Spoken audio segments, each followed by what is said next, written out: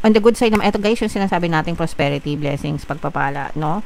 So, ito guys, this is in a form of opportunities. Ibig sabihin, may mga opportunities na dadating sa inyo or i-offer sa inyo sa universe and sasuccess kayo dito sa mga opportunities na to. And itong mga opportunities na to, itong success na to, magdadala ng blessings and prosperity sa buhay nyo mga kapiksi. Okay? So, usually ganun naman talaga guys, yung mga blessings, they are in a form of opportunity. Hindi naman magpapadala si universe ng 50 million pesos sa harap ng bahay nyo, di ba?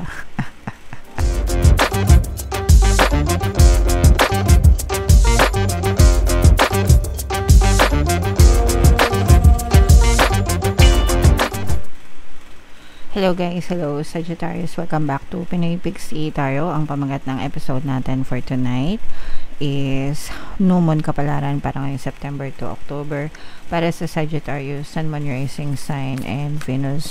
Yung ating New Moon guys ngayong August ay sa September na pala.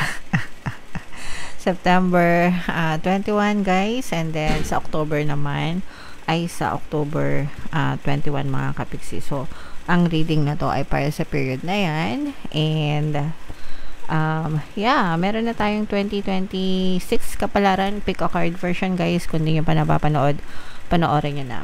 And, grabe itong message nyo. Sa inyo lang lumabas itong card na to, mga kapiksi. And, prosperity. Wow. Kasaganaan, pagpapala, mga blessings, guys. I-mind nyo na agad yan. I-mind nyo na agad sa comment section mga kapiksi. Kailangan ready kayo guys, no? Pag sinabing ready, receptive, handa sa pagtanggap ng mga biyaya, ng mga blessings guys. And para mailagay yung sarili nyo sa ready state, kailangan palagi kayong nagpapasalamat mga kapiksi. So,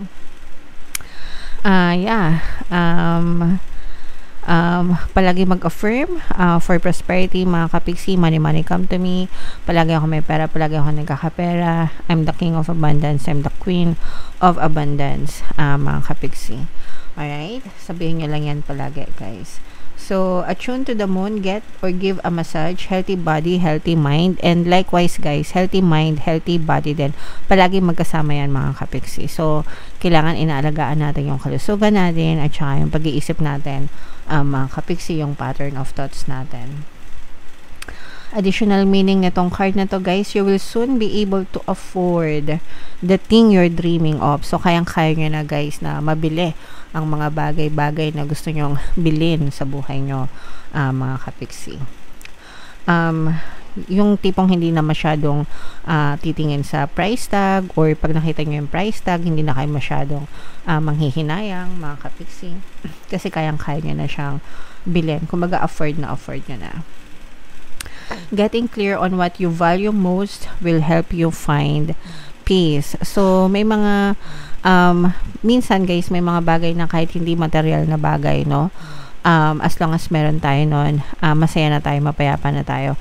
Meron namang ibang tao na sa sobrang pagka-materialistic, hindi sila nakakahanap ng kapayapaan, no?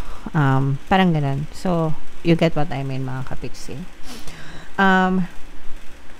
Take some time out to pamper yourself guys, no? Kailangan natin i-pamper yung sarili natin. Excuse me. Kailangan natin pagbigyan, no, yung mga sarili natin, i-pamper natin, i-enjoy natin mga kapiksi ko ano yung dapat na binibigay natin sa sarili natin. Minsan kasi, especially sa mga nanay, common ito sa mga nanay, no? Palagi natin iniisip yung mga anak natin, asawa natin, yung sarili natin nakakalimutan natin, no? Pagdating sa mga anak natin, sa mga asawa natin, ang gaganda, ang mamahal ng mga binibili natin. Pagdating sa atin, putyo-putyo na lang. So, wag ganun mga kapiksi, kailangan equal, no? Kung gumagastos ka ng bongga para sa mga anak mo at asawa mo, dapat yung sarili mo gastusan mo rin kasi deserve mo yun, no? Deserve mo yun. Dapat equal. Pantay-pantay, guys. Okay? And, this is also a reminder na to start a standing order or savings account, guys. no matter how small. Yeah, importante may savings guys, kahit na hindi sa bangko, kasi minsan 'di ba ang daming cheche sa bangko bago ka magka-bank account, ang daming requirements minsan. And tapos minsan ang hirap pang mag-withdraw, no. Yeah, so kung walang savings account, pwede naman guys alkansya, no. Mag-alkansya kayo, bili-bili kayo ng mga alkansya or kahit sa wallet lang, envelope system, ganyan. And yeah, as long as nagsisave kayo, mga kapiksi, makakatulong yan sa inyo. Alright? So, yeah, i-mind nyo na yung prosperity, mga kapiksi, sa comment section. Mind prosperity, kasaganaan, pagpapala. Comment down below if nakaresonate kayo sa message na yan. Shuffle natin to guys. Hanapin natin yung energy ng moon at saka yung energy ng Sagittarius. Sabang sinashuffle ko to, panoorin nyo muna yung video natin regarding sa ating paano mag-manifest ng abundance video course. Kapiksi, sawa ka na ba sa mga struggles at hirap sa buhay mo? Masipag ka ba at masikap sa buhay ngunit hindi ka pa rin umaasenso? Ilang beses ka na bang nag-attempt mag-negosyo at mag-invest pero palagi ka pa rin nalulugi? Sa pagkakataon na ito ay maaaring may subconscious beliefs ka na nagiging balakid sa iyong pag-unlad at pagyaman. Introducing, paano mag-manifest ng abundance video course. Dito ay matututunan mong ma-overcome ang mga balakid mo para tuluyan ka ng umunlad, umasenso, sumagana, maging matagumpay, successful at maswerte sa iyong kabuhayan, pera, trabaho, negosyo, salapi at kaperahan ng bonggang-bongga. Dali, mag-send na ng email sa pinoypixie@gmail.com at simulan na ang iyong pagyaman ngayon. Alright, so sa lahat ng gusto mag-avail ng course guys, naka-flash sa screen nyo. Una, meron tayong paano mag-manifest ng abundance video course. Meron din tayong paano mawala ang third party at magkaroon ng harmonious na relationship. And meron din tayong paano pabalikin si ex, survive, breakup. Sa mga interesado guys, mag-send lang kayo ng email sa pinoypixie@gmail.com. So, Sagittarius guys, kayo represent ng King of Wands. Ito yung ating moon energy. Latag natin yung spread nyo guys. And sa mga naghahanap ng mga pampaswerte na lucky charms or lucky bracelet, may mga items guys na makikita kayo sa description box nitong video. Check nyo lang yung mga items doon, mga kapiksi. So, ito yung sample guys. Ito yung aventurine. Ito yung citrine, mga kapiksi.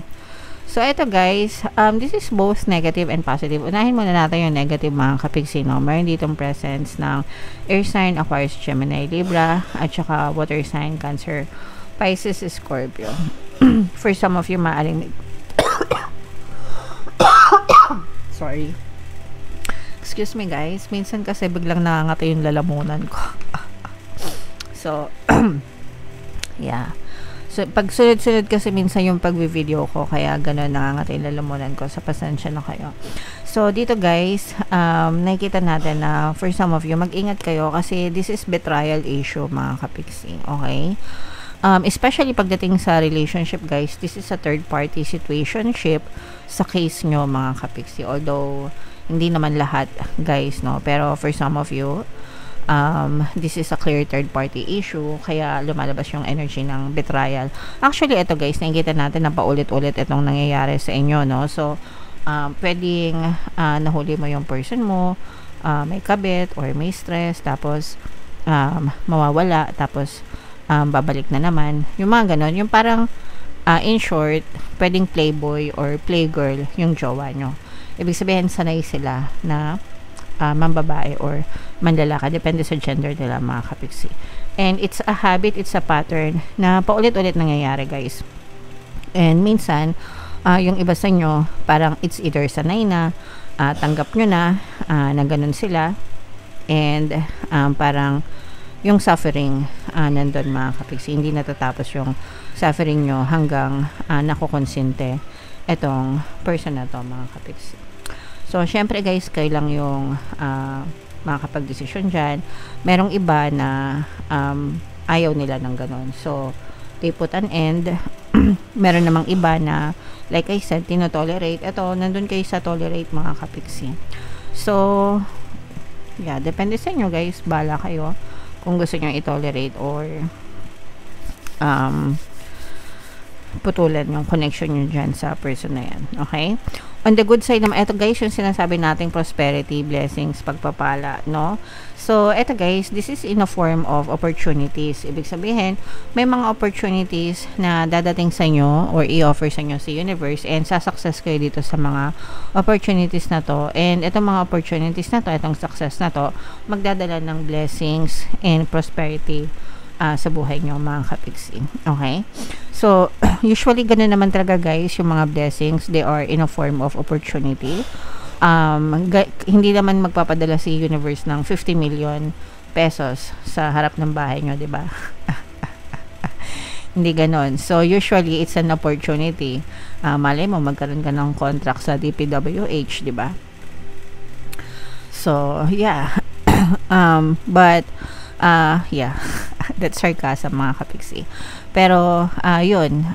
Maaaring magkaroon kayo ng opportunities, guys, no, na pwede nyo i-explore, pwede kayo sumakses sa opportunities na to, and yun yung magiging dahilan para i-bless kayo ni universe or maramdaman nyo tong pagpasok ng blessing sa buhay nyo. Okay? Especially sa business or investment, guys. Pero kahit hindi naman business or kahit hindi investment, other forms of opportunity, pwede yan sa inyo, guys. Okay? Alright. So, comment down below. Ito, i-mind nyo na to, guys, itong opportunity, mga pagpapala, success, no? I-mind nyo na, guys, sa comment section. So, what else? Tingnan pa natin, mga kapiksi, mayroon ditong presence ng earth signs, Capricorn, Taurus, Virgo. Wow! So, grabe ito, guys. This is katuparan talaga ng mga pangarap nyo, no? And happy family. This is abundance of love, happiness, sa loob ng tahanan, mga kapiksi. Especially na natutupad, no? Yung iba sa inyo. Super blessed talaga kayo, guys, sa mga opportunities. At saka super blessed kayo kasi natutupad yung mga dreams nyo, no? Natutupad yung mga dreams nyo, yung mga wish nyo, yung mga dasal nyo. Nagkakaroon na ng epekto or nakakita na kayo ng epekto sa araw-araw na pamumuhay, mga kapiksi. So, the universe is showering you. Pag sinabing showering, pinapaliguan talaga kayo, guys. Excuse me. Pinapaliguan kayo ng biyaya, pinapaliguan kayo ng blessings, pinapaliguan kayo ng prosperity at kaligayahan sa buhay nyo, guys. Okay? So, again, kailangan receptive kayo dito sa mga blessings na to. Palagi kayo magpasalamat, i-appreciate nyo lahat ng meron kayo, mga kapiksi. Always be grateful. Pray, mga kapiksi, magdasal kayo ng pasasalamat sa nasa taas kasi talagang super i-bless kayo ng nasa taas, mga kapiksi. Alright? So, again, no, i-mind nyo na yung mga blessings na yan, mga katuparan ng pangarap, yung mga wishes coming true, prosperity. Super nice, super ganda ng reading nyo, Sagittarius. Alright? Comment down below if naka-resonate kayo. And for more tarot readings, guys, ito yung ating 2026 kapalaran. Panoorin nyo na. Ito naman yung ating success stories ng paano mag-manifest ng abundance video course. Thank you for liking, sharing, and subscribing, guys. See you next time. I love you all. Have a nice day. Bye-bye.